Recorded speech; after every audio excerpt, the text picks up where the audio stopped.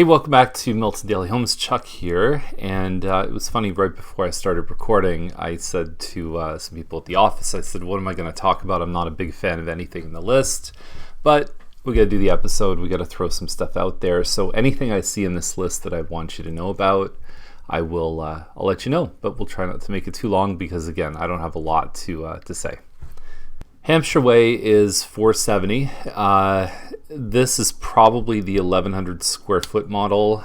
Even though there's no pictures, I can just tell from the room measurements.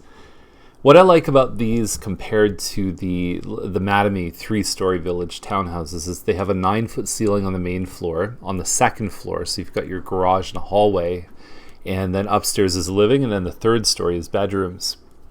So nice high 9-foot ceilings.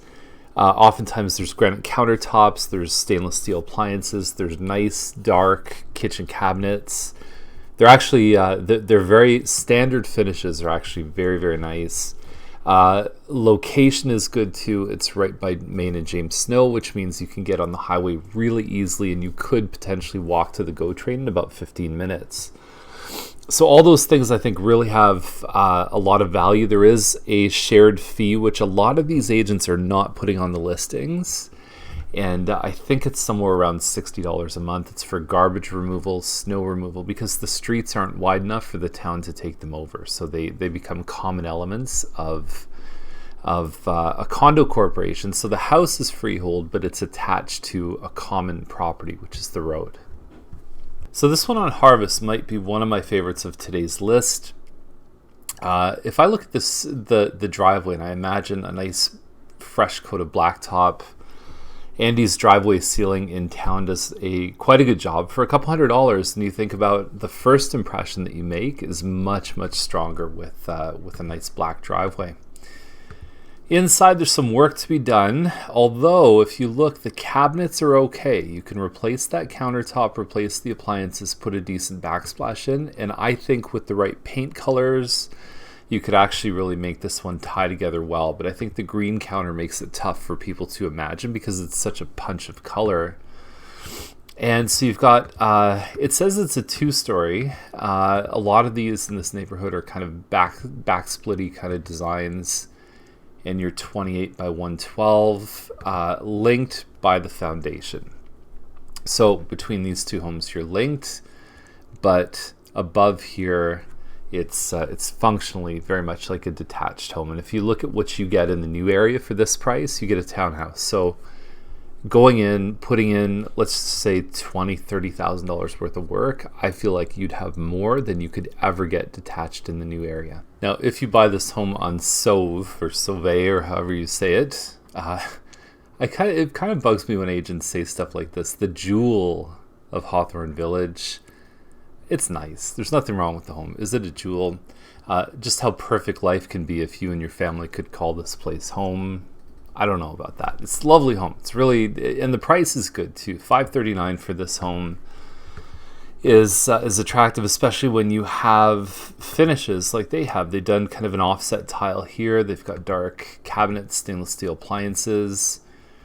There's not a lot of living space here though, but I mean, that's what you're going to find in something like a Mattamy Amesbury or a Brennan model. 3 bedrooms upstairs. It's clean, it's tidy, the yard's in good shape. So size is really the only limiting factor, but they don't have a lot of competition. There's functionally really nothing with a backyard under $500,000. So this is almost entry point for anything with a yard.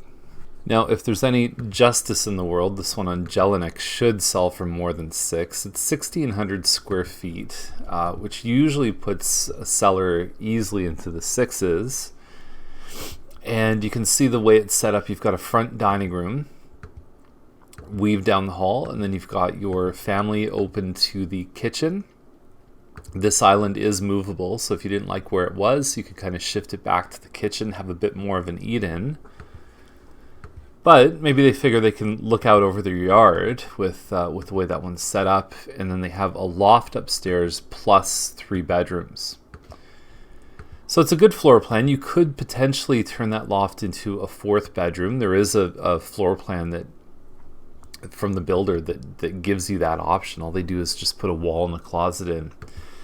But I would expect this one to sell for a lot more than what it's listed for. And the offer date on that one is, let me just check my other screen here, Monday, September 12th at 7 p.m. We have quite a few homes in today's list that are taking offers on Sunday night, which is an ungodly time to do any kind of business. Waldi, $599. The side yard looks huge. The reason for that is it's right beside James Snow Parkway.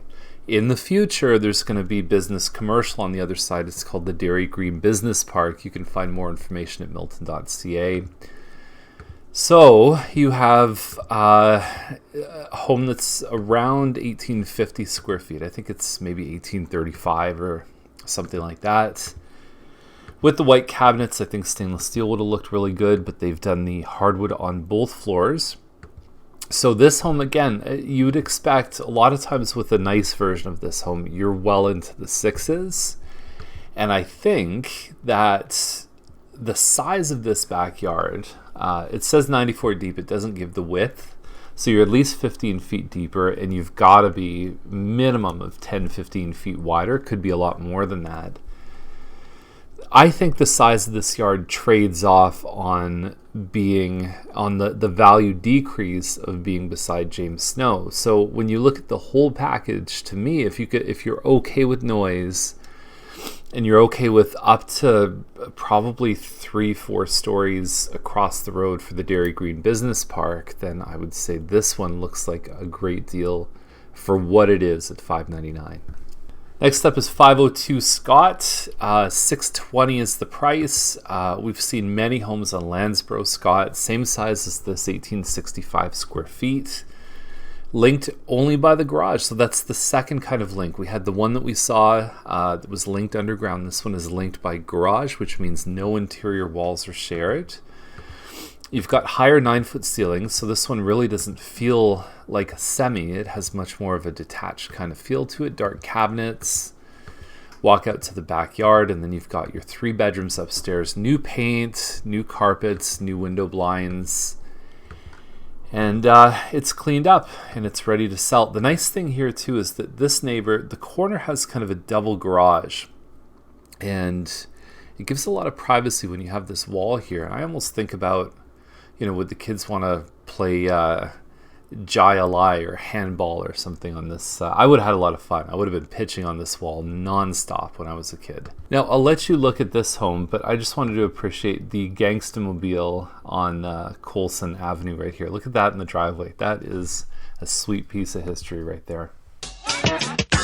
Now, it was interesting to see a couple weeks ago, there was a home that was listed for $1.5 million, and there's a Facebook group called Milton Talk, and it's a little gossipy, that forum. But anyway, someone posted up the link for a home that was listed not far from here, $1.5 million, and people were almost upset. They were offended by the pricing on that, and they said, well, who would buy a subdivision home for 1.5? And so this one at 1.35, I've talked about this many times. Like, the thing that people pay for above $1 million, 90% of the sales have green space, they have forest, they have privacy behind, and this one does not, as you can see in photo 18, looking out over homes.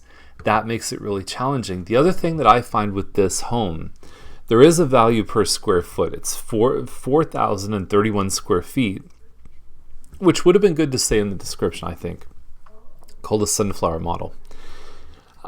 I look at this floor plan and I think I almost like the 3,500 square foot layouts better in some cases than this one. So does your master bedroom need to be, now the measurements are wrong here. It says 55 feet. It's not. They put it in, the meters should have been feet or whatever it is. So the conversion, you divide by about 3.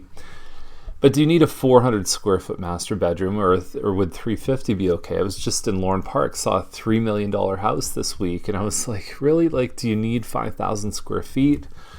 In most cases, you don't. So anyway, I don't know if I would pay the extra value for 500 square feet on something like this. We talk about that with 3,000 plus square foot homes, finished basements, unless you've got extra family living down there, or there's a good reason. Is it worth it? Is it going to give you the value back?